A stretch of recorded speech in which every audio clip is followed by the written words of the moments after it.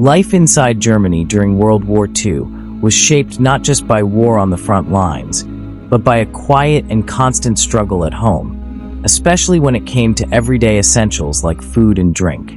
By 1936, under Adolf Hitler, the government froze prices and wages in an attempt to prevent inflation, a lingering fear from the economic collapse of the 1920s.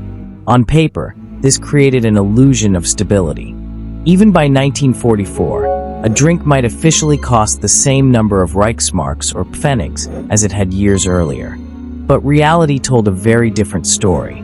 Goods became increasingly scarce, and having money no longer guaranteed access to what you needed. Shelves were often empty, and long queues became part of daily life. This disconnect between fixed prices and shrinking supply led to the rise of a parallel economy. The black market flourished, where goods were available but at steep, unofficial prices. Cigarettes became a widely accepted form of currency because they were portable, divisible, and always in demand. People bartered whatever they had, from clothing to personal items, just to secure basic necessities. Drinks, which once symbolized comfort and routine, became part of this struggle. A simple cup of coffee or a decent glass of beer turned into rare luxuries. Daily life required constant adjustment, forcing people to rethink not just what they consumed, but how they valued it. In this environment, the meaning of money changed, and survival depended less on official systems and more on personal resourcefulness, connections, and a willingness to adapt to an increasingly uncertain and restrictive world. One of the most remarkable examples of adaptation during this time was the creation of Fanta, a drink born entirely out of necessity. Before the war, Germany had been one of the largest markets for Coca-Cola outside the United States, with the beverage enjoying widespread popularity. However, once wartime conditions cut off access to the secret Coca-Cola syrup, local production came to a halt. Faced with the possibility of shutting down entirely, Max Keith, who managed Coca-Cola's German operations, chose a different path. He and his team began experimenting with whatever ingredients they could find within the country.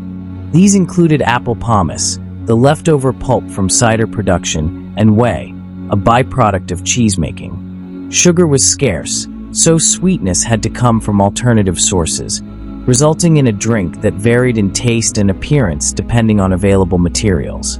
The outcome was a pale, inconsistent beverage that bore little resemblance to modern Fanta, yet it served its purpose. It was affordable, widely distributed, and most importantly, adaptable.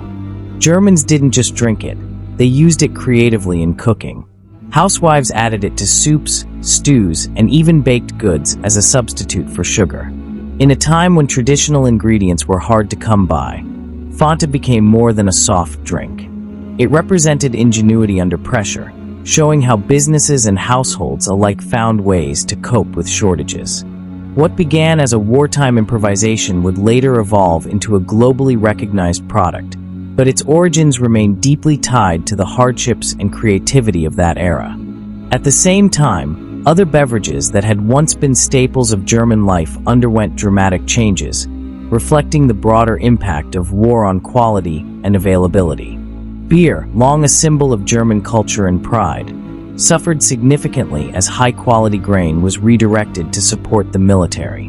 Brewers were left with inferior ingredients, forcing them to produce a weaker, thinner product that lacked the rich flavor people were accustomed to.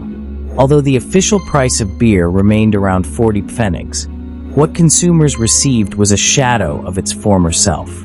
Even more striking was the disappearance of real coffee, a daily ritual for many. Due to trade blockades, coffee imports dwindled and eventually stopped, leaving civilians with ersatz alternatives made from roasted barley, chicory, or even acorns. These substitutes mimicked the appearance of coffee but lacked its aroma, taste, and caffeine, making them a poor replacement. For those unwilling to give up real coffee, the only options were to turn to the black market or trade valuable items like cigarettes. This further strengthened the underground economy, where necessity dictated value more than official pricing ever could. Beyond the physical deprivation, these changes carried a psychological weight. Drinks like coffee and beer were not just consumables, they were part of daily routines and social life. Losing them meant losing a sense of normalcy and comfort. Even small moments, like enjoying a proper cup of coffee, became rare and deeply meaningful. In the end, the story of what Germans drank during the war is not just about scarcity, but about resilience, adaptation, and the human need to hold on to familiar comforts in the face of overwhelming disruption.